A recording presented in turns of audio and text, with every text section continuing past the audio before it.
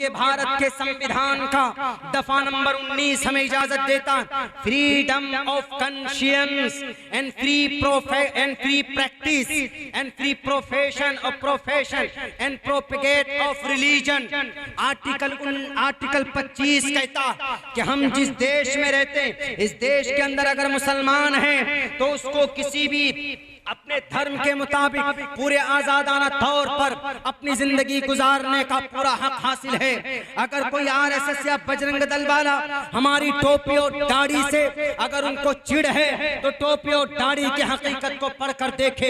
यही वो टोपी और दाढ़ी वाले थे जिन्होंने सबसे पहले इस देश को जब गुलाम किया तो गुलाम बनाया था अंग्रेजों ने।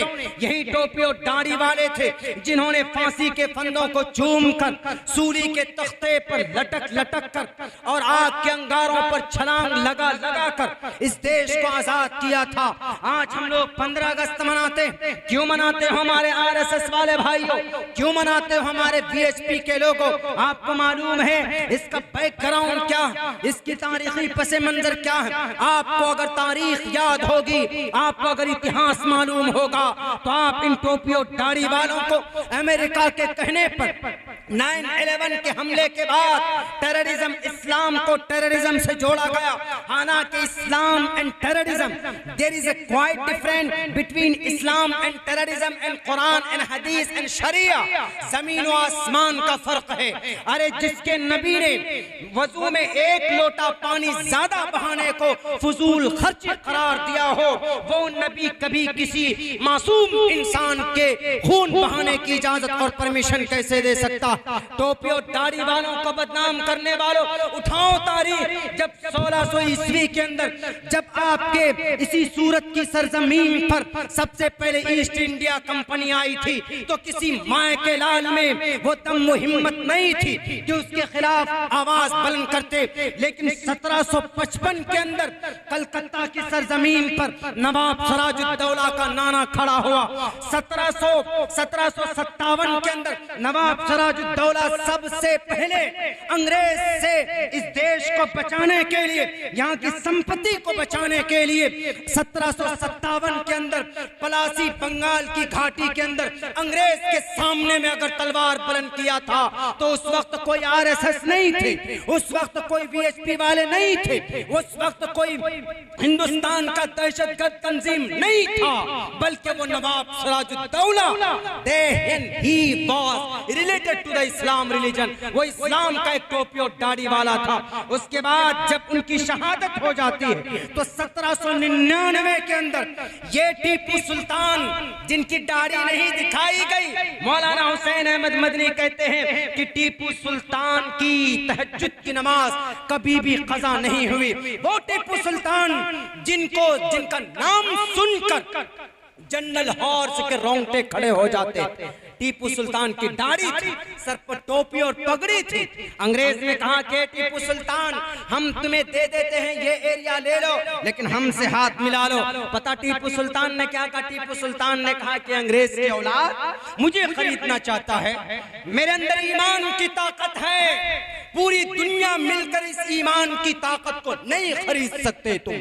हम जब तक जिंदा है ये दुनिया कायम है, हम नहीं रहेंगे तो ये दुनिया फना हो जाएगी।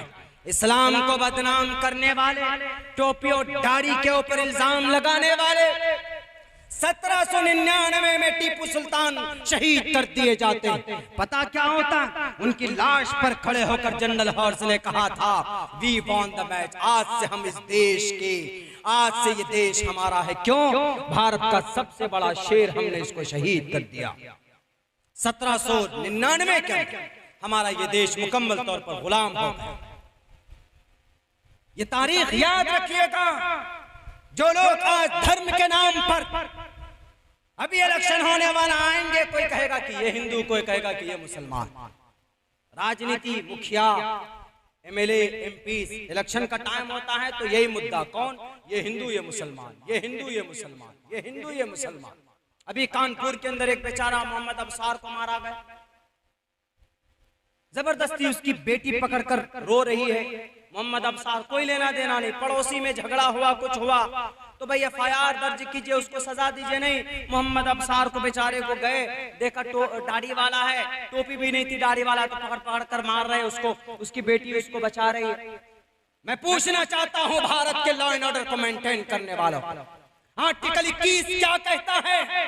Personal liberty, protection of life, personal liberty, no person shall be deprived of his life and personal liberty. किसी भी इंसान की जान की रक्षा करना भारत के अंदर संरक्षण, भारत के अंदर हमारे पुलिस वालों की जिम्मेदारी, जुडिशरी की जिम्मेदारी। कौन मुखालफत करता है इन आर्टिकल की, इन दफात की, भारत के संविधान के? हम करते। आज तक किसी मुसलमान ने किसी गैर मुस्लिम को, किसी दलित को या किसी और फिरके के लोगों को मारा हो? बताएं। जिंदगी भर के लिए अब्दुल्ला गुलाम बन जाएगा उसका। क्यों? Islam doesn't allow to do thing. Muhammad Rasulullah ने अपने जानी दुश्मन को भी माफ किया है, ऐलान किया है साफ लफ्जों में। 1799 के अंदर ये देश किसके कब्जे में गया?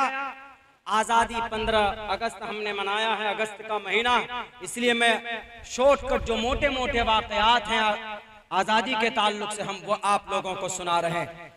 1799 के अंदर जब टीपू सुल्तान शहीद हो गए, शुरुआत में ये तो भयंकर लड़ाई हुई, एक नवाब सिराजुद्दौला की बंगाल में, दूसरी टीपू सुल्तान की मैसूर कर्नाटका के अंदर। उसके बाद अंग्रेज पूरे इस देश में हावी हो गया। मेरे भाइयों जरा बताओ, शरीयत को मानने वाले शाह अब्दुल अजीज मुहद्दिस देहलवी 1803 में दिल्ली के तख्त पर बैठे हैं, हजरात उलमाए किराम बीच में मौजूद हैं, तो जिहाद का फतवा दिया अंग्रेज के खिलाफ। शाह अब्दुल अजीज मुहद्दिस देहलवी ने कहा कि उठो, मुकाबला करो, जैसे श्री राम श्री कृष्ण जी ने अर्जुन को महाभारत के मैदान में कहा था, उठो दमन असाधु दमन मट्ठेश्वर्य गुणन्वितः अहिंसा सत्यम करो दस्तयागः शांतिरपैशुनम दया बुलेश्वलो लूप्तवम हीरि चापलाम। और साफ लफ्जों में कहा था ज्ञान हेतु किरत मोहम्मदांधकारम। साफ लफ्जों में कहा था यदा यदा ही, ए अर्जुन यदा यदा ही धर्मस्य ग्लानिर्भवति भारत अभ्युत्थानम धर्मस्य तदात्मानं सृजामहम्। ए अर्जुन उठो, बैठो मत, मुकाबला करो। किनका? ये सामने जो लोग हैं उन्होंने कहा कि ए कृष्ण जी, ए प्रभु, ए परमात्मा, हम कैसे इनका मुकाबला करें? ये तो हमारे फूफा हैं, ये तो हमारे चचा हैं। उन्होंने कहा कि अगर तुमने मुकाबला नहीं किया, इनका दमन नहीं किया, तो ये तुम्हें मार देंगे, इसलिए कि ये गलती पर हैं, तुम हक पर हो, तुम्हें तलवार उठानी पड़ेगी, तलवार उठानी पड़ेगी। तो जो बात शाह अब्दुल अजीज कह रहे थे अपने उलमा से 1803 में दिल्ली के अंदर ये कहा कि भारत का ये पूरी धरती, भारत की ये पूरी जमीन अंग्रेज के कब्जे में आ चुका है। अब मैं जिहाद का फतवा देता हूँ। जिहाद का मतलब दुश्मन जो हमको काटे, हमको मारे, हमको पीटे, उनसे अपने आप को बचाने को अगर कोई हम अमल करते हैं, इसको जिहाद बोलते हैं। किसी से शादी करना या किसी को बहलाना फुसलाना ये जिहाद नहीं कहलाता। जिहाद का मतलब होता अपने दुश्मन से जो आपके सर को कलम करने आए हैं, आपके देश को लूटने के लिए आए थे, तो उस वक्त शाह अब्दुल अजीज ने जिहाद का फतवा दिया था। तारीख कौन सी थी? तारीख थी वो 1803। 1803 में शाह अब्दुल अजीज ने कहा कि आज से जिहाद करना फर्ज है, अंग्रेज को भगाना जरूरी। आओ कौन माई का लाल है जो ये साबित कर दे कि भारत के अंदर सबसे पहले तलवार किसी और ने उठाई, किसी और ने नहीं उठाई थी। भारत के अंदर सबसे पहले तलवार उठाने के लिए जिसने परमिशन दी, उनका नाम शाह अब्दुल अजीज मुहद्दिस देहलवी। उनकी इतनी बड़ी दाढ़ी थी और सर पर इतने लंबे टोपी और पगड़ियां बांधते थे।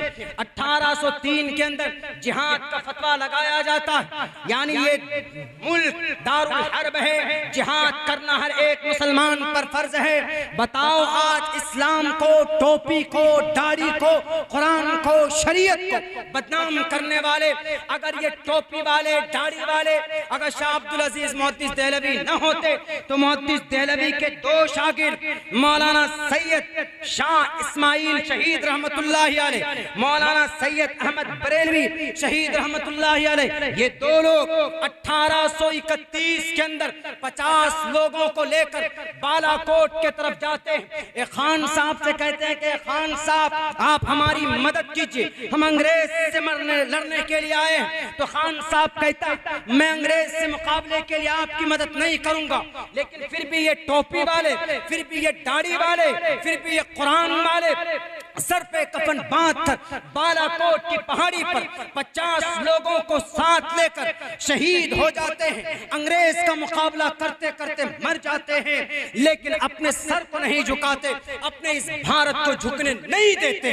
आज सिर्फ नारा लगाकर अपनी देशभक्ति को दिखाने वालों है तुम्हारे किसी माए के लाल के अंदर वो हिम्मत जो 1857 की जंग आजादी की तारीख पेश करे। उलमा ही थे सबसे पहले बहादुर शाह जफर की निगरानी के अंदर पानीपत शामली के अंदर हमारे उलमाए किराम मैदान में आए। उलमाए किराम आए, तलवार हाथ में ली, अंग्रेज से मुकाबला किया और पूरे सर पर कनपट्टी पर गोली लगी, पेट में गोलियां लगती, सीने पर गोली लगी, हाथ काट दिए गए, पैर काट दिए गए उलमाए किराम के, लेकिन शामली के मैदान में फिर भी अंग्रेज के सामने झुके नहीं थे। नारे तकबीर, नारे तकबीर, मुजाहिदीन आजादी, मुजाहिदीन आजादी, उलमाए हिंदुस्तान, उलमाए हिंदुस्तान, अब्दुल्ला सालिम साहब चतुर्वेदी, अब्दुल्ला सालिम साहब चतुर्वेदी, इस्लाहे मुआशरा कॉन्फ्रेंस। अगर हमारी वीडियो आपको अच्छी लगी लाइक शेयर, अगर चैनल पे नए हैं तो चैनल को सब्सक्राइब करके बेल आइकन को प्रेस कर लीजिए ताकि हमारी वीडियो आप तक पहुंच सके।